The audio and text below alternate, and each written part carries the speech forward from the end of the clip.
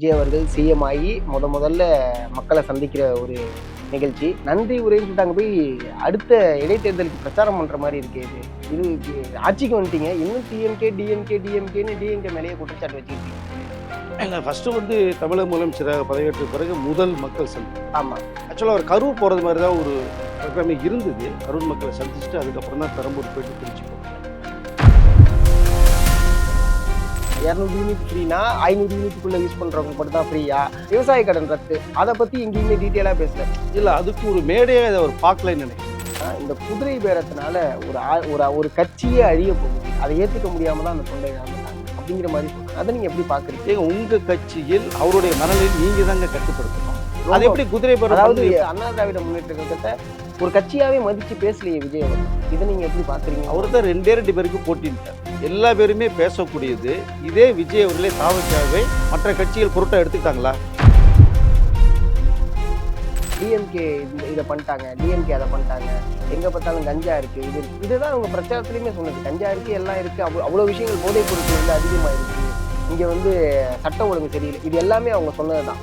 அது தெரிஞ்சுதானே வந்தீங்க. அப்ப அதுக்கான சொல்யூஷன் ஒன்று நீங்க கண்டுபிடிச்சு தானே அதை நீங்க கியூர் பண்ணி தரணும். நீங்க கூட்டணி ஆட்சியை உருவாகியிருக்காங்க இல்லையா? அது புதிய வரலாறு எழுதியிருக்காங்களா? 8 பட்டியல் இனத்தை சேர்ந்த மக்களை வந்து முதலமைச்சர் அமைச்சர்களாக்கியிருக்காங்களா? அது நீங்க எப்படி பார்ப்பீங்க? நடக்காத ஒரு விஷயத்தை வந்து நடத்தி காட்டியிருக்காங்க. அரசியல் அமைப்பு களத்தையே மாற்றிருக்காங்க. மீடியா நேயர்களுக்கு வணக்கம். நான் சதீஷ். இன்னைக்கு நம்மளுடைய நேர்காணல்ல ஜெர்னலிஸ்ட் வெங்கடேஷ் சார் தான் இருக்காங்க. வணக்கம் சார். வணக்கம் சார். நேத்தி நடந்த ஒரு நன்றி உரை அப்படின்னு சொல்லலாம். அதாவது விஜய் அவர்கள் சிஎம் ஆகி முதல்ல மக்களை சந்திக்கிற ஒரு நிகழ்ச்சி. அதை 2 விதமா பார்க்க ஆரம்பிச்சிட்டாங்க. என்ன அப்படின்னா, ஒண்ணு நன்றி உரைன்னு சொல்லிட்டு அங்கே போய் அடுத்த இடைத்தேர்தலுக்கு பிரச்சாரம் பண்ற மாதிரி இருக்கு. இது ஆட்சிக்கு வந்துட்டீங்க, இன்னும் டிஎம்கே டிஎம்கே டிஎம்கேன்னு டிஎம்கே மேலேயே குற்றச்சாட்டு வச்சுக்கிட்டு இருக்கீங்களே, இதெல்லாம் தெரிஞ்சுதானே நீங்க ஆட்சியில வந்து அறிக்கையெல்லாம் கொடுத்தீங்க அப்படிங்கிற ஒரு கேள்வி வந்து, அதை நீங்க எப்படி பாக்குறீங்க?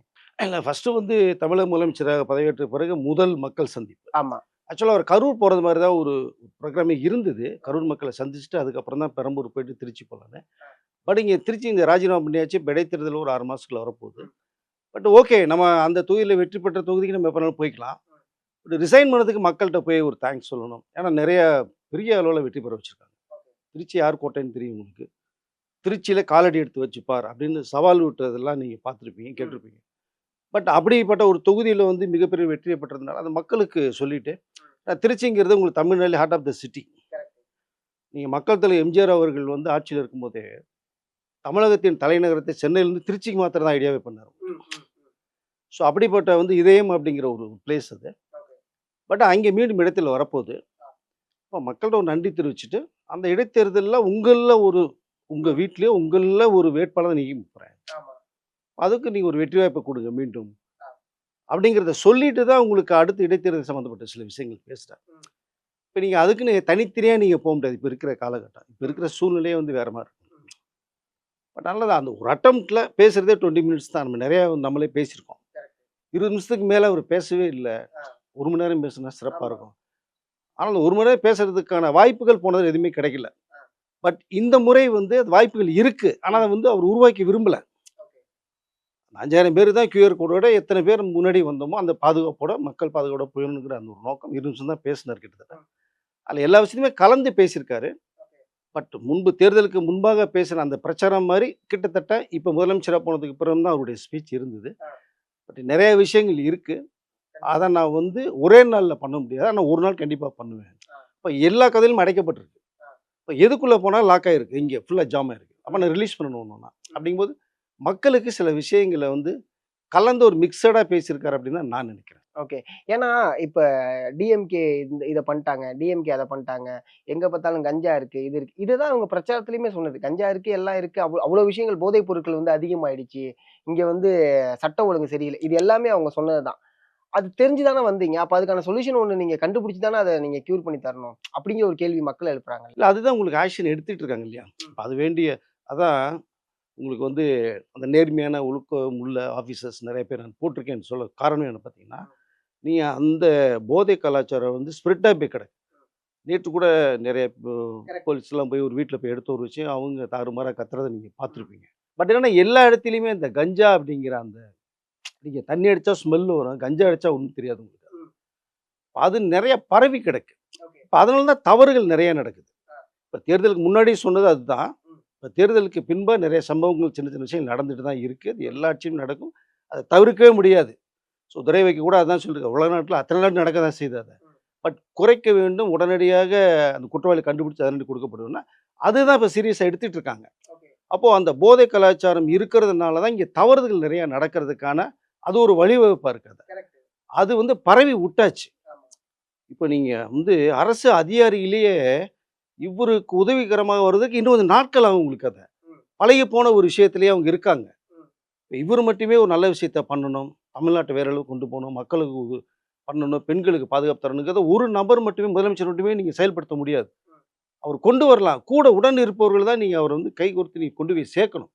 அப்ப அந்த பொறுப்பு எல்லாருக்குமே இருக்கு. அப்ப இப்போ வரைக்குமே டிஎம்கே உடைய கட்டுப்பாட்டுக்குள்ள தான் இயங்கிட்டு இருக்கா எல்லாமே. இல்ல அப்படி நம்ம எடுத்துக்க முடியாது. பரவி கிடக்காது உங்களுக்கு அத. அத கட்டுப்படுத்தி இருக்கணும்னு தான் சொல்ல வர்றாரு அவரு. அப்ப நீங்க வந்து இப்போ ஒருத்தர் தவறு நடக்கிறாங்கன்னா, அந்த தவற நீங்க உடனடியாக பார்த்து ஒரு தண்டனை கொடுக்கப்பட்டால், அடுத்து தவறு செய்வதற்கு பயப்படுவாங்க. இப்ப அது அப்படியே அது ஒரு சாதாரணமா எடுத்துக்கொள்ளப்பட்ட ஒரு விஷயமா பார்க்கப்படுது. இப்ப இந்த லஞ்ச முறையிலே பார்த்தீங்கன்னா, இப்ப எல்லா இடத்துலயுமே நீங்க பணம் குடுத்தா தான் வேலை நடக்கிற சூழ்நிலை இருக்கு. அது அப்படியே பழகி போன ஒரு விஷயமா இருக்கு. நீங்க மாறி வரணும்னா கொஞ்சம் டைம் எடுக்கும் எல்லாருக்குமே. நீங்க உடனடியா மாத்த முடியாது. அது நீங்க சினிமால தான் பண்ண முதல்வன் படத்துல தான் நீங்க பண்ண முடியும். பட் இங்க ரியல்ல வந்து பார்க்க போனோம்னா, உங்களுக்கு அது கொஞ்சம் சிரமம், டைம் எடுக்கும். ஒத்துழைப்புகள் கொஞ்சம் தாமதமா தான் கிடைக்கும். ஆனால் கிடைக்கும். பட் இந்த போதைப் பொருளும் கொஞ்சம் கொஞ்சமா குறையும். நீங்க நல்ல விஷயத்தானங்க நீங்க இப்ப அதனால தாங்க நெறைய விஷயங்கள் தவறுகள் நடக்குதுன்ற ஒரு விஷயத்த சொல்ல வர்றாங்க. இப்ப அந்த போதை காலத்துல எத்தன ஃபேமிலி வந்து வீணா போயிருக்கு, எத்தன பசங்க லைஃப் போயிருக்கு. பசங்க தான் தண்ணி அடிச்சு, கஞ்சா அடிக்கிறாங்கன்னா, அப்போ பொண்ணுங்களும் அடிக்க ஆரம்பிக்கிற மாரி சூழ்நிலைக்கு மாறுதுன்னு நெறைய பார்த்துருக்கோம் நம்ம. இப்ப பேரண்ட்ஸ் பயப்படுறாங்க. வீட்டுக்கு வெளில போனா வீட்டுக்குள்ள எப்படி வருவான்னே தெரியாத அளவுக்கு இருக்கு. இப்ப அத ஒழித்தால் எல்லாமே நார்மலா நடக்கும் அப்படிங்கிறது தான். நீங்க வீட்டுக்கு எந்த ஆட்சி வந்தாலுமே வீட்டுக்கு ஒரு காவல்ல நீ போட முடியாது. காவல்துறை நிப்பாட்ட முடியாது. யாரு என்ன பண்றா காலைல தூங்கி எந்திரிச்சு காலைல என்ன பண்ண போறோம்ன்னு யாருக்கும் தெரியாது. அப்போ இந்த மாரி சம்பவம் நடக்கும்போது நீங்க குற்றங்கள் தடுக்கப்பட்டு, குற்றம் செய்தவர்களுக்கு ஒரு தண்டனை வாங்கப்பட்டால், அடுத்த தொழில் பண்றதுக்கான குறைக்கிறதுக்கு வாய்ப்பு நெறையா இருக்கும். அது நாளடைவுல இந்த முழுமையாக்கப்படும்ங்கிறது தான் ஒரு விஷயமா பார்க்கப்படுது. அதனால நீங்க வந்து இதனால தான் நடக்குது அப்படின்னு எடுத்துக்க முடியாது. அது காலங்காலமா நடந்துட்டு இருக்கு. வருகிறவர்கள் அதை வந்து கட்டுப்படுத்தணும். ஸோ குறைக்கிறதுக்கு முயற்சி பண்ணணும். அதை இங்கே முதலமைச்சர் ஏற்ற பிறகு விஜய் அவர்கள் குறைப்பதற்கான வேலையில் ஈடுபட்டிருக்காருன்னு தான் சொல்ல முடியும். ஓகே. ஏன்னா, இப்ப நேத்தி பேசின இதுலயே வந்து பார்த்தீங்கன்னா, இந்த கரண்ட் பில்ல பத்தி பேசுனாங்க. ஆனா, அத எங்கேயுமே டீட்டெயிலா பேசவே இல்ல. அதுல என்ன சொல்லியிருப்பாங்கன்னா, இந்த 100 யூனிட் ஃப்ரீங்கிறது ஜெயலலிதா அம்மையார் கொண்டு வந்தது. அப்படிங்கிற விஷயத்த சொல்லி அடுத்த கட்டத்துக்கு நகர ஆரம்பிச்சுட்டாங்க. ஆனா, இவுங்க அந்த 200 யூனிட் ஃப்ரீன்னு சொன்னதிலேயே நெறைய விமர்சனங்கள் வச்சாங்க. 200 யூனிட் ஃப்ரீனா, 500 யூனிட்டுக்குள்ள யூஸ் பண்றவங்களுக்கு மட்டும் தான் ஃப்ரீயா? அது 1 மாசத்துக்கு ஃப்ரீயா? இவ்ளோ விஷயங்கள வந்து விமர்சனமா எடுத்து வச்சாங்க. அது சர்ச்சையில தான் இருக்கு இன்னையுமே. அத பத்தி ஏன் டீட்டெயிலா பேசல? அடுத்து வந்து பார்த்தீங்கன்னா, விவசாய கடன் ரத்து. அத பத்தி எங்கேயுமே டீட்டெயிலா பேசல. ஸோ நீங்க வந்து நீங்க சொன்ன விஷயத்துக்குள்ளேயே இவ்ளோ பிரச்சனைகள் இருக்கு. நீங்க இப்ப தான் மக்கள சந்திக்கிறீங்க. ஆனா ஏன் அத வந்து டீட்டெயிலா பேசல? அந்த விமர்சனத்த ஏன் நீங்க எடுத்து வைக்க மாட்றீங்க? எகைன் வந்து நீங்க டிஎம்கே மட்டுமே தான் குறை சொல்றதுக்காக ஒரு மேடை ஏறுற மாரி இருக்கு. அப்படிங்கிற மாரி சொல்றாங்க. அத நீங்க இல்ல அதுக்கு ஒரு மேடையா இத அவர் பார்க்கலைன்னு நினைக்கிறேன் நானு. ஃபர்ஸ்ட் ஆஃப் ஆல் ஒரு தேங்க்ஸ் சொல்லணும் மக்களுக்கு. ஏன்னா ராஜினாமா பண்ணதுக்கு நீ வெற்றி பெற வச்சுட்டீங்க. அந்த ராஜினாமா பண்ணதுக்கு ஒரு அறிக்கையின் மூலமா சொல்லிட்டு போயிருக்கலாம் அவரு. பட் நேரடியா போறதுன்றத மக்கள்ட்ட நேரடியா சந்திக்கணும். நீங்க தேவைங்கும்போது போனீங்கன்னா, தேவை முடிஞ்சதுக்கு அப்புறம் போகாம இருந்தா நல்லா இருக்காது. அதுவா தான் அவர் பார்த்தார். அதுல வந்து சின்ன சின்ன விஷயங்கள் அவர் பேசுறார். பட் இங்கே பெரும்பான்மையே குடுக்கல மக்கள். குடுத்திருந்தா சிறப்பா இருக்குன்னு அவரும் சொல்றாரு. 108 சீட்ட கையில குடுத்துட்டீங்க. கொஞ்சம் அதிகமா குடுத்திருந்தா சிறப்பா இருக்கும். பரவால்ல. இதுவே எனக்கு ஓகே. பட் அங்க என்ன சொல்ல வரேன்னா, அந்த அந்த 4 நாட்கள் நடந்த சம்பவங்கள் இருக்கு இல்லையா? அது குறிப்பிட்ட அரசியல் கட்சிகளுக்கு மட்டுமே தெரியும். மீடியா நண்பர்களுக்கு தெரியும். பொதுமக்களுக்கு போய் ரீச் ஆகல பெருசா. அத வெளிப்படுத்துறார். அப்ப இந்த 108 சீட்டு குடுத்தவர்களுக்கு அந்த கிட்டத்தட்ட வந்து ஆட்சி அமைக்கிறதுக்கான அதிகாரம் இருக்கு. நீங்க சட்டசபையில தான் மெஜாரிட்டி நிரூபிக்கணும். அப்படிதான் கடந்த முறை நடந்திருக்கு. நீங்க கோர்ட் மூலமா கர்நாடக அரசு ப்ரூவ் பண்ணியிருக்கு. கண்டிப்பா. அதுதான் சொல்லியிருக்காங்க. கலைஞர் அவர்களே மைனாரிட்டி பெர்சன்டேஜ் வச்சு அவங்க ஜெயிச்சிருக்காங்க. 5 வருஷம் ஆட்சி நடத்தியிருக்காங்க. S, S. 2006ல் 5 வருடம் வந்து போனது. ஜெயலலிதா அம்மையார் அவர்கள் பேசும்போதே மைனாரிட்டி அரசுன்னு தான் பேசுவாங்க அவங்க. பட் அதை பொருட்படுத்தல. ஆதரவோட பண்ணாங்க. பட் இங்க அந்த சந்தர்ப்பத்தை கவர்னர் வந்து இங்க தரவே இல்ல அவருக்கு. அதான் கவர்னர் எதிர்த்து பேசவே மாட்றாங்க. எந்த விஷயத்துக்கும் குரல் குடுக்க மாட்றாங்கங்கிற ஒரு குற்றச்சாட்டு வச்சுக்கிட்டே இருக்காங்க. இப்போ உதாரணத்துக்கு திருவள்ளுவர் அவர்களுடைய விஷயம் வந்து சர்ச்சையானுச்சு. காவிய போட்டாங்க அப்படின்னு சொல்லிட்டு. அத குறித்து கூட யாருமே பேச மாட்றாங்களே! அப்புறம் எங்க நீங்க வந்து மாநில சுயாட்சியை பத்தி பேச போறீங்க? மாநில உரிமைய பத்தி எப்படி பேச போறீங்கங்கிற கேள்விய எடுத்து வைக்கிறாங்கல்ல. இல்ல எடுத்த உடனே நீங்க எல்லா விஷயத்தையுமே கொண்டு போகணுன்றது கொஞ்சம் சிரமம். வந்து 23 நாள் தான் ஆகுது. ம். இன்னையோட 23 டேஸ். 23 டேஸ்ல வந்து நீங்க பண்ணுன விஷயங்கள் எவ்வளவு இருக்கு? அதை யாருமே பேசல. இப்ப கவர்னர் அவர்கள் வந்து காவி பூசி திருவள்ளுவருக்கு வந்து நீ பூஜை பண்ணதா பார்த்திருப்பீங்க. அது இதுக்கு முன்னாடியே முந்தைய ஆட்சியிலயும் நடந்தது அது. டிஎம்கே ஆட்சிலயும் நடந்துச்சா? நடந்தது. ஓகே. அந்த கலர் சாயம் பூசப்பட்டது இருக்கு. நீங்க பஸ்லயே அதிலேயே கூட ஃபோட்டோஸ் வச்ச விஷயங்கள் இருந்தது. குரல் குடுக்குறாங்க. ஆமா. ஆனா அந்த குரல் இப்ப குடுக்கலைல்ல? ஒண்ணும் இல்ல. போக போக எல்லாமே உங்களுக்கு வரும். இப்ப நீங்க இந்த தமிழ் தாய் வாழ்த்து நீங்க ஒரு பிரச்சனையாச்சு. ஆமா. எல்லா பேரும் குரல் குடுத்தாங்க. பட் தமிழக அரசு சார்பா நடைபெற விழாக்கள ஃபர்ஸ்ட் தமிழ் தாய திருக்குனாங்க. அது வந்து நீங்க வந்தே மாதரம், தேசிய கீதம் வந்து ஒன்றிய அரசு போடக்கூடிய ஒரு விஷயம். அவர்கள் சம்பந்தப்பட்ட விஷயம்போது அத கேட்க முடியல. பட் நேத்து தமிழ் தாய் வாழ்த்தோட தான் ஆரம்பிச்சாங்க. பட் ஒன்றொன்று ஒண்ணாக தான் நீங்க போகும். பி டீம் சொல்லப்பட்டது. பி டீம் யாருங்கிறதே இப்ப நெறைய பேருக்கு தெரியாம போயிடுச்சு. அப்படி பார்த்திருந்தா ஜனநாயகன் படம் ரிலீஸ் ஆயிருக்கும். ஒரே ஒரு ஃபோன் கால் பட்டா போதும். சப்போர்ட் பண்ணியிருக்கலாம். எதையுமே இல்ல. பட் இங்கே இந்த 5 நாள் நடந்த ஒரு விஷயத்த நேத்து பேசுவாங்க. அப்போ இந்த 60 ஆண்டு காலமாக திமுக, அதிமுகவும் வந்து கீரிமா மாரி இருந்தவர்கள், இந்த 5 நாள்ல வந்து விஜய் ஆட்சி அமைக்கக்கூடாதுன்ற ஒரு கண்ணோட்டத்தோட ஒன்றாக சேர்ந்து ஆட்சி அமைக்கிற ஒரு சூழ்நிலை உருவாகுதுன்னு ஐயுஎம்முடைய தலைவரே சொல்றார். விசிக அவர்களும் அத தான் சொல்றாங்க. இப்ப நீ யாரை எதிர்த்து வரக்கூடாதுன்னு நினைச்சீங்களோ, அவர்கள் வர்றதுக்கான வாய்ப்பு உருவாகுது. பட் இங்க விஜய் அவர்கள் ஆட்சி அமைக்க முடியலன்னா, கிட்டத்தட்ட கவர்னர் ஆட்சி வர்றதுக்கான வாய்ப்புகள் போயிடுச்சு. 10ஆம் தேதி இரவோட முடியுது டைம். அந்த நெருக்கத்துல தான் 9ஆம் தேதி அன்னைக்கே விசிக வந்து ஆதரவு கிடைத்து தராங்க. ஆமா. அந்த நோக்கத்துல தான் விஜய்க்கு ஆதரவு கொடுக்கப்பட்டுச்சு. இல்லையா? பட் இங்க வந்து அதிமுக ஆட்சி அமைக்கப்படும்போது, இது அரசியல் புரட்சியா வந்த செய்தி இருக்காருன்னு எல்லா பேருமே நம்ம வந்து நினைச்சது. அதனால ஐயுஎம்முடைய தலைவரே சொல்லும்போது, நேரடியா வந்து அவர்களுக்கு ஷாக்கான விஷயத்த சொல்றாங்க. அப்போ இங்க வந்து நீங்க அவர்களே உள்ள இழுக்க போம்போது, இங்க வந்து அது மாற்றத்தை ஏற்படுத்துறது தான் இவர் போராட்டம் நேத்து சொன்ன விஷயம். பட் நீங்க இந்த காவி பூசுனது, கவர்னரே தமிழ்நாட்டுக்கு தேவையில்லைன்னு சொன்னவர்கள் திராவிட முன்னேற்ற கழகம். ஆமா. அவர்கள் தேவையே இல்ல தான். பட் சென்ட்ரல் கவர்ன்மெண்ட் நியமிச்சு அவங்களோட கண்ட்ரோல வந்து ஏக்குறாங்க. அது யாருக்குமே உடன்பாடு இல்ல. நீங்க வந்து 23 நாளைக்குள்ள நீங்க மற்ற அத பண்ணுன விஷயங்கள் நெறைய இருக்கு. நீங்க வந்து டாஸ்மாக் முன்ன விஷயங்கள் இருக்கு. சிஎம்டிஏல வந்து ஒரு ஸ்கொயர் ஃபீட் இவ்வளோ அமௌண்ட் குடுக்கப்பட்டு, பில்டர்ஸ் எவ்வளோ பேர் பாதிக்கப்பட்டவங்க இருக்கு. அதெல்லாம் எக்ஸ்ட்ரா அமௌண்ட் குடுக்கப்பட்டது இருக்கு. அத பிளாக் பண்ணியிருக்காங்க. இப்ப அங்கேயும் ஒரு சிக்கல் என்ன வருது அப்டின்னா, ஜிஓலாம் வரதாங்க செய்யும். நீங்க ஃபார்மாலிட்டீஸ பண்ணீங்கன்னா, உங்களுக்கு இது ஃபைல் மூவ் ஆகும். இல்லன்னா ஆகாது. அப்போ பில்டர்ஸ் வந்து சரி சட்டம் ஒண்ணு போட்டோம்னா கூட ஒரு வழி இல்ல குடுக்கலாங்கும்போது, ஒரு விஷயம் ஒண்ணு ஜிஓ வருது. இப்ப நீங்க ஃபர்ஸ்ட் டே நீங்க மனு போட்ட உடனேயே அப்ரூவ்டு கேட்குறீங்கம்போது 28 நாளைக்குள்ள நீங்க ஃபைல குளோஸ் பண்ணி குடுத்துறணும் அவங்க கிட்ட. இப்ப 22 நாளைக்குள்ள நீங்க இழுக்கலாம். 28, 29 நாள் நீங்க குடுக்கல அப்டின்னா, நீங்க சட்டப்படி நடவடிக்கை எடுக்கலாம். அப்படி ஒரு சிக்கல் வந்து உருவாயிடுச்சு. லஞ்சத்தை வந்து எப்படி வந்து குறைக்கலாம், ஒழிக்கலாங்கிற முயற்சியில நெறைய சட்டங்கள் போயிட்டு ம். இத நீங்க பேசல. பரந்தூர் விமான நிலையம் எவ்வளோ 5 வருஷமா போராடி 5600 ஏக்கர் மேல கையெழுத்தப்பட்ட விஷயம் இருக்கு. 1700 ஏக்கர் வந்து முடிச்சுட்டாங்க. 13 கிராமங்கள் போராட்டம் பண்ணாங்க. அங்கே முதன் முறையாக வந்து விஜய் வந்து போன 2020 ஜனவரி மாசமே பரப்புரை பண்ணிட்டு நான் இருக்கேன்னு சொன்னாரு. அந்த விஷயத்த வந்து அப்படியே வேலைய ஸ்லோ பண்ணிட்டாங்க. இப்போ இன்னைக்கு பார்த்தீங்க அப்படின்னா, நம்ம விமான நிலையத்துடைய அதிகாரிகள், டெல்லி விமானத்துடைய அதிகாரிகள்லாம் வந்து பார்த்தீங்கன்னா, பரந்தூர் விமானத்தை உருவாக்கணுங்கிற அளவுக்கு முதலமைச்சர் கடிதம் கொடுக்கப்பட்ட ஒரு விஷயம் இருக்கு. பட் அதுல வந்து உடன்பாடுறதுக்கு ஒரு ஏற்கனவே கிடையாது அது. பட் அந்த விஷயத்த ஒண்ணு பண்ணியிருக்காங்க. ஏன் இவ்வளோ விஷயங்கள் பண்ணும்போது, அத நீங்க வந்து பேசாம, ஒரு சின்ன சின்ன விஷயங்களுக்கு நம்ம போய் பேசி, இத தான் நீங்க குறைகள் கண்டுபிடிக்க அப்புட்னா, எல்லா அரசியத்திலயுமே வந்து 1000 குறைகள் கண்டுபிடிச்சுட்டே இருக்கலாம் நம்ம. அது தொடர்ந்துட்டே தான் இருக்கும். பட் அத குறைக்கிறதுக்கான முயற்சி எடுத்துட்டு இருக்காரு. பட் இந்த 23 நாள்ல பண்ண விஷயத்த நீங்க ஒரு சாட் யாராவது பேசுறாங்களா? இல்ல. பட் இந்த சின்ன குறைகள் மட்டுமே பேசப்பட்டுட்டு இருக்கு.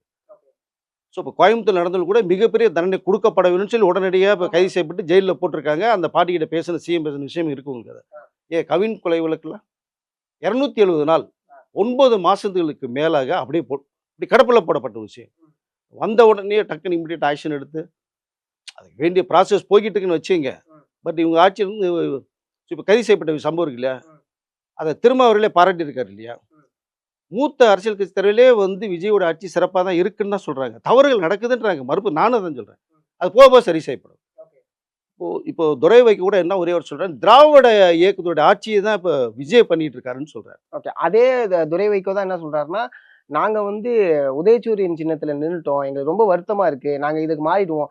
இது எப்படி இருக்குன்னா, அந்த ஒரு பதவிக்கு ஆசைக்காக மாறி மாறி பேசுறாங்களோ? ஏன்னா இப்ப ஐயுஎல் தலைவரே வந்து பாத்தீங்கன்னா, ஃபர்ஸ்ட் ஒரு மாரி நாங்க திராவிடத்துடைய ஒப்புதலோட தான் இங்க வரோம் நாங்க. எங்களுடைய கூட்டணி அங்க தான் தொடரும். விசிக தலைவருமே அதே தான் சொன்னாங்க. பட் ஆனா இப்ப எல்லாருமே முன்ன ஒரு மாரி பேசிட்டு, பின்ன ஒரு மாரி பேசுறது எல்லாமே பதவி சார்ந்து பேசக்கூடிய வகையில தானே இருக்கு. அப்படிதானே மக்கள் சொல்றாங்க. பதவிக்கு ஆசைப்பட்ட திருமாவர்கள் வந்து முதல்லயே வந்து விஜய் அவர்கள் வந்து கூட்டணிக்கு வாங்கன்னு அழைக்கப்பட்ட ஒரு விஷயம் இருக்கு. நீங்க எம்எல்ஏ இல்லைன்னா அமைச்சரவை பதவி கொடுக்கப்படும். நின்னு இடைத்தேர்தல் நிக்க வச்சு உங்களுக்கு பண்ணலாங்கும்போது விட, இவ்வளவு விஷயங்கள் விஜய் என்ட்ட பேசுனதா சொல்றாரு. பதவிக்கு நான் ஆசைப்பட்டவர் இல்ல அப்படின்னு திருமாயா சொல்ட்டார்.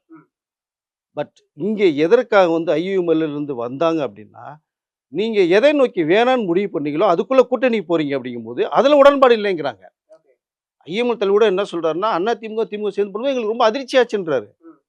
இத நான் எதிர்பார்க்கவே இல்லன்றாரு. என்னால ஒண்ணுமே பேச முடியல. தகவல் எங்க காது கூப்பிட்டு கேட்கும்போது வெளில வந்துட்டோம் நாங்கன்றாரு. அப்ப அதுல உடன்பாடு இல்ல. நீங்க தனித்து நின்னு நீங்க ஃபைட் பண்ணி போராடி மக்கள் வந்து ஒருத்தருக்கு ஆதரவு குடுத்துட்டாங்க. 60 வருடமாக 2 பேருக்கு மாறி மாறி குடுத்தாங்க. ஆட்சி பண்ணீங்க. தவறு இல்லை. ஒரு முறை மக்கள் மாத்தி குடுத்து அதையும் அக்செப்ட் பண்றதுக்கு மனசு யாருக்குமே இல்ல. செயல்படுத்திட்டுமே 5 வருஷம் முடிஞ்சா ஏங்க நீ ஆட்சி 5 வருஷம் சிறப்பா செயல்படுத்தினா மக்கள் அடுத்த ஒரு வாய்ப்பு தரப் போறாங்க. இல்லன்னா மக்கள் வந்து தூக்கி வச்சு வேற ஒருத்தருக்கு குடுக்க போறாங்க. இது இயல்பு இது. அப்ப நீங்க ஏன் அத வந்து ஜீரணிச்சுக்க முடியவில்லை? விஜய் தமிழகத்தின் முதலமைச்சரா வந்தத ஏன் எல்லாராலும் ஏற்றுக்கொள்ள முடியவில்லை? அரசியல் கட்சி தலைவர்கள் தான் ஏற்றுக்கொள்ள முடியவில்ல. நம்ம அந்த விஜய் முதலமைச்சர் இருந்து கான்வாய் வர்றது, பாதுகாப்புறது, அந்த பந்தா, அந்த கெத்து தமிழக முதலமைச்சருங்கும்போது, அத வந்து விட்டு தர்றதுக்கு மனசு இருக்காது. 60 வருடமா வாழ்ந்தவர்களுக்கு. Okay natural. பட் சினிமா துறை சம்பந்தப்பட்டவர்களுக்கே அத அக்செப்ட் பண்ண முடியலங்க. ஏன் எதுக்குன்னு கேட்கிறேன். மக்கள் செல்வாக்கு இருந்தது, ஆதரவு இருந்தது, உட்கார வச்சாங்க. நீங்க முடிஞ்சா நீங்க வந்து அவருடைய செயல வந்து நீங்க வந்து அப்ரிஷியேட் பண்ணலாம். பண்ண முடியலன்னா பேசாம இருந்துருங்க. அதான் ஒருத்தர் முடிஞ்சா உதவி பண்ணு, உதவி பண்ணாலும் அதோ அந்த என்னன்னா உபத்திரயம் பண்ணாம விலகி போயிருங்கிறதா பழமொழியே இருக்காது. அப்ப நீங்க செயல்படுத்த விட்டு பாருங்க. சிறப்பா நடந்தா ஓகே. சிறப்பு இல்லன்னா கேள்வி கேளுங்க. இந்த குதிரை பேரத்தினால ஒரு ஒரு ஒரு கட்சியே அழிய போகுது. அத ஏத்துக்க முடியாம தான் அந்த தொண்டை இறந்துட்டாங்க. அப்படிங்கிற மாரி சொல்றாங்க. அத நீங்க எப்படி பார்க்குறீங்க? ஏங்க உங்க கட்சியில் அவருடைய மனநிலையை நீங்க தாங்க கட்டுப்படுத்தணும். இப்ப நீங்க 10 பேர் இருக்கீங்கன்னா 10 பேருக்குள்ள ஒரு விஷயம் தாங்க நீங்க பண்ண முடியும். இருந்தாலும் அந்த 16 ஒரு நபர கட்சிய நீ அது ரொம்ப எப்படி குதிரை பேரம் அதாவது பண்ணி தமிழகத்துல இருக்கக்கூடிய 2 பெரும்பான்மை கட்சி. அதாவது அண்ணா திராவிட முன்னேற்ற கழகம், திராவிட முன்னேற்ற கழகம், இப்ப வந்து தாவேகா. ஓகேங்களா? தாவேகா தான் ஆட்சியில இருக்கு. இருந்தாலும் இந்த 3 கட்சிகளுமே ரொம்ப பழமை வாய்ந்த ஒரு கட்சி. இந்த 2 கட்சியுமே ரொம்ப பழமை வாய்ந்த ஒரு கட்சி. அப்படிங்கும்போது அண்ணா திராவிட முன்னேற்ற கழகத்த ஒரு கட்சியாவே மதிச்சு பேசலையே விஜய் அவர்கள். இத நீங்க எப்படி பார்க்குறீங்க? அவரு தான் 2 பேருக்கு போட்டின்ட்டார். எல்லா பேருமே பேசக்கூடியது. இதே விஜய் அவர்களே தாவேக்காவை மற்ற கட்சிகள் பொருட்டா எடுத்துக்கிட்டாங்களா? எடுக்கவே கிடையாது. ஆனா அந்த பேரே கட்சியில சொல்ல அந்த கிடையாது. கட்சியில தானே ஆட்களை இவரு கூப்பிட்டுக்கிட்டாரு. யார் கூப்பிடுறா? ஆட்கள் நீங்க வந்தாங்க. விருப்பப்பட்டு நீங்க வந்து ரிசைன் பண்ணிட்டு வர்றீங்க. உங்கள யாரும் வலுக்கட்டாயமா அப்படியே கூப்பிடல. அப்படி கூப்பிட்டுருந்தாங்கன்னா 24 பேர் வந்திருக்கும்போதே அமைச்சர்ல 2 போஸ்ட் குடுத்துருந்தாங்கன்னா அப்படியே போயிருக்க மாட்டாங்க எல்லா பேருமே. இருந்தாலும் அப்படி அவங்க தவிர்த்திருக்கலாம்ல. இப்ப அண்ணா திராவிட முன்னேற்ற கழகத்த ஒரு கட்சியாவே இவங்க பொருட்படுத்தல அப்படின்னா, அங்கேருந்து வரவங்கள இவங்க எப்படி அக்செப்ட் பண்ண அவங்க முடியுங்கிற எப்படி கேள்வி வர்றாங்க? வைக்கிறாங்கல்ல. அதிமுகவுடைய அந்த ரிசைன் ஐடி கார்டோட வர்றாங்களா? ரிசைன் பண்ணிட்டு தான் இல்லையே. வராங்க. ரிசைன் பண்ணிட்டு தான் அப்ப வராங்க. அவங்க வந்து தனியான ஒரு நபரா இருக்காங்க. அவ்வளவுதான். நீங்க எல்லாத்தையுமே வேணாம்னு சொல்லி தூக்கி போட்டு ரிசைன் பண்ணிட்டு வர்றீங்கன்னா, அவரு பொது நபரா இருக்காரு. பொது நபர் உங்கள தேடி வரும்போது, நீங்க கூப்பிட்டுக்கிறது தான் மரியாதை. தானா வர்றாங்க. தானா அவர்கள நீங்க வந்து வேணாம்னு சொல்ல முடியாது. அப்படி பார்த்தா நீங்க 60 வருடமாக நீங்க வந்து எதிரும் புதிருமா இருந்தவர்கள் ஒண்ணு சேர்றதுக்கு ஒரு வாய்ப்பு போட்டீங்க. அது எப்படி பார்க்கறது நம்ம? அங்க என்ன நடந்தது? நீங்க குதிரை பேரமா, யானை பேரமா என்ன நடந்தது? மக்களுக்கு எங்களுக்கு குடுத்தவங்களுக்கு எதுவுமே செய்ய முடியாது. அப்படிங்கிற ஒரு நோக்கத்துல தான் நீங்க ஏன் வந்து சிவிஎஸ் ஐயா கூட, அ அந்த வேலுமணி அவர்கள் கூட நத்த விஷயம்ல பழம் பழம் தின்னு குட்டப்பட்டவர்கள் எல்லா பேருமே. ஏன் ஒட்டுமொத்தமா 24 பேர் ஆதரவு தர்றாங்க? அதுக்கு என்ன காரணம் அது? இவரு கூப்பிட்டாரு ஆதரவு வேணும்னு. பட் அங்கே வந்து தோழமை கட்சியில இருந்தவர்கள் வந்து சிபிஐ, சிபிஎம், காங்கிரஸ், விசிக, ஐயுஎம்எல் 5 பேரும் சூழ்நிலையை பொருந்திக்கிட்டு டெல்லி வந்து தமிழகத்துல உள்ள வந்துடக்கூடாத நோக்கத்துல தான் 5 பேரையும் உள்ள வந்து குடுத்தாரு சொல்றாரு. அது ஒரு பெருந்தன்மை, இது ஒரு பெருந்தன்மை உங்களுக்கு அது. அப்ப நீங்க 2 பேரும் வந்து கூட்டணி ஆட்சியில போம்போது பார்த்தீங்கன்னா, ஆட்டோமேட்டிக்கா டெல்லி உள்ள வரதுக்கு வாய்ப்பு இருக்கும்ல. என்டிஏல தானே அவங்க இருக்காங்க. இப்ப நீங்க இதெல்லாம் கூட்டி கழிச்சு பார்க்கணும்ல. அப்ப நீங்க வேணான்னு சொல்லிட்டு ஒரு இடத்துல இருந்து வெளியில வர்றவர்களே, நான் இங்க வர்றேன்னு சொல்லி வரும்போது, அவர்கள வேணான்னு சொல்லி கதவு மூடுறது நியாயம் கிடையாது. அங்கே குதிரை பேரம் நடக்கல. நீங்களா வச்சுக்கிட்ட பேரு. அதுதான் ஐஎம்களுடைய தலைவர் அதுதான் சொல்றாரு. நீங்க ஒரு பேர வச்சுக்கிட்டீங்க. அது குதிரை பேரம் இல்ல. அவர்கள் வந்து எல்லாத்தையும் முடிச்சுட்டு வர்றாங்க அப்படின்னா. இப்ப கூட கிட்டத்தட்ட இன்னும் ஒரு 4 பேர் வரதுக்கான வாய்ப்புகள் இருக்கு. ஸோ நீங்க சொன்னீங்க, அந்த வைகோ அவர்கள் துரை வந்து வைகோ அவர்கள். 2 பேர் வந்து உதயசூரியன் தான் நின்றுருக்காங்க. பட் அதே தான் அவங்க தனிச்சிருந்து நின்றுருந்தாங்கன்னா, கண்டிப்பா இந்நேரம் வெளில வந்துற வாய்ப்புகள் நிறையா இருந்திருக்கும். இவர்கள் மாரி வந்ததுக்கு ஆதரவு குடுத்துருப்பாங்க. இப்பவும் வருதுற வாய்ப்புகள் இருக்குங்கிறதா ஒரு தகவல் வந்துட்டு இருக்கு. தெரியாது, என்ன நடக்கும் தெரியாது. அதனால வருகின்ற நாடாளுமன்றத்திலும் இதே கூட்டணி செயல்படும். அப்ப இந்த கூட்டணி அப்படியே செயல்படும்போது ஆட்டோமேட்டிக்கா 40 தொகுதியிலும் டிவிகேவுடைய கூட்டணி ஆட்சிக்குள்ள போறதுக்கு வாய்ப்புகள் நிறைய இருக்கும். நீங்க இப்ப கூட்டணி ஆட்சியை உருவாக்கியிருக்காரு. இதற்கு முன்பாக பேசுன எல்லாமே கூட்டணிங்கிறதே தமிழ்நாட்டுக்கு ஒத்து வராது அப்படி சொன்னவர்கள் தான் நிறைய பேர் இருக்காங்க. இப்ப நீங்க கூட்டணி ஆட்சியை உருவாக்கியிருக்காரு விஜய். இல்லையா? அது புதிய வரலாறு எழுதியிருக்காங்களா? 8 பட்டியல் இனத்தை சேர்ந்த மக்களை வந்து முதலமைச்சர் அமைச்சர்கள் ஆக்கியிருக்காங்களா? அது நீங்க எப்படி பார்ப்பீங்க நீங்க? நடக்காத ஒரு விஷயத்தை வந்து நடத்தி காட்டியிருக்காரு. அரசியல் அமைப்பு களத்தையே மாத்திருக்காரு. இனி தமிழகத்தில் யாரு வந்தாலுமே அடுத்து கூட்டணி ஆட்சி தான் வரும். எல்லாருமே டேபிள் சேர் போட்டு உட்காந்து பேசுவாங்க. எனக்கு இந்த அமைச்சர் வேணும், கூட்டணி ஆட்சி தான் வேணும்னு சொல்லி. ஏன்னா ஏற்கனவே விசிக அவர்களுடைய கொள்கையே அதுதான் உங்களுக்கு. கூட்டணி ஆட்சி ஆட்சியிலையும் பங்கு அதே இடத்துல பங்கு வேணுங்கிற நோக்கத்தோட தான் கட்சி ஆரம்பிக்கப்பட்ட ஒரு விஷயம் இருக்கு. அப்ப இத்தனை வருடங்கள் நடக்காத ஒரு விஷயம். பட் அவர்களுக்குள்ளேயே மிகப்பெரிய கேள்வி இருந்ததே.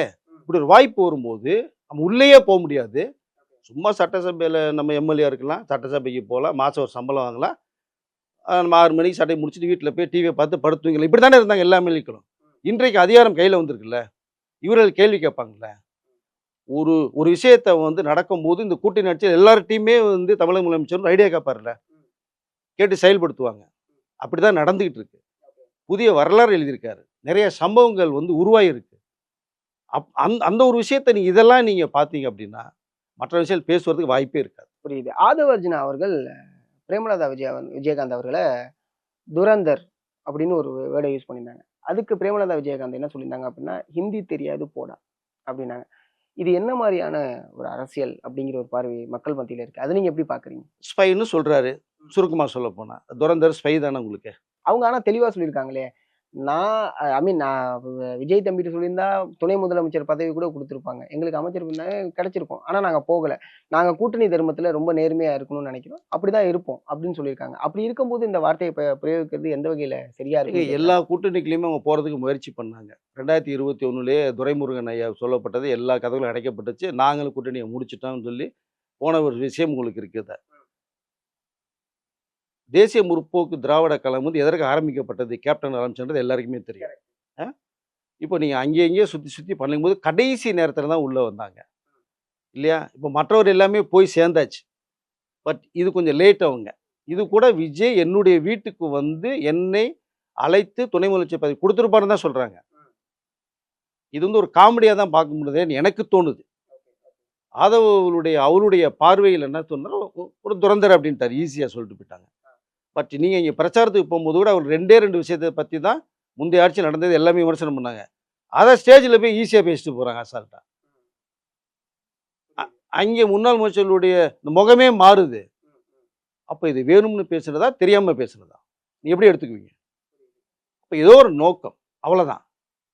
பட் அது அவருடைய ஸ்பீச்சா பார்க்கப்படுது. ஒருவேளை எனக்கு துணை முதலமைச்சர் பதவி குடுத்திருப்பாரு அப்படின்னா, நானும் வரதுக்கு தயாரா இருக்கேன்னு சொல்றாங்களான்னு தெரியாது. நேற்று கூட பாருங்க, கேப்டன் மேல எந்த அளவுக்கு ஒரு மரியாதைய வச்சிருந்தால், தமிழக முதலமைச்சர் நேத்து அந்த ஸ்டேஜ்ல சொல்றாரு. எனக்கு வருது. ஆனா எனக்கு அண்ணன் கேப்டன் விஜயகாந்த் அண்ணன் தான் ஞாபகத்துக்கு எனக்கு வருதுன்றார். இந்த போல்டா பேசக்கூடிய ஒரு கேப்டன் அவர்கள். பட் அவரோட இருக்கிறவங்க நீங்க. அப்ப நீங்க எப்படி செயல்படுத்தணும்? உங்களுடைய கூட்டணி தர்மம் என்ன? வேற வழி இல்ல இருக்கீங்க. வாய்ப்பு கிடைச்சா வந்துருவாங்க. இல்லையா? கொஞ்ச நாள் பொறுத்துருங்க. எப்படி நடக்குங்கிறத பாருங்க. இன்னைக்கு இது நடந்தது. நாளைக்கு என்ன நடக்குதுன்னு பாருங்க. கண்டிப்பா சார். ரொம்ப நன்றி. உங்களோட நேரத்துக்கு மிகப்பெரிய ஒரு நன்றி.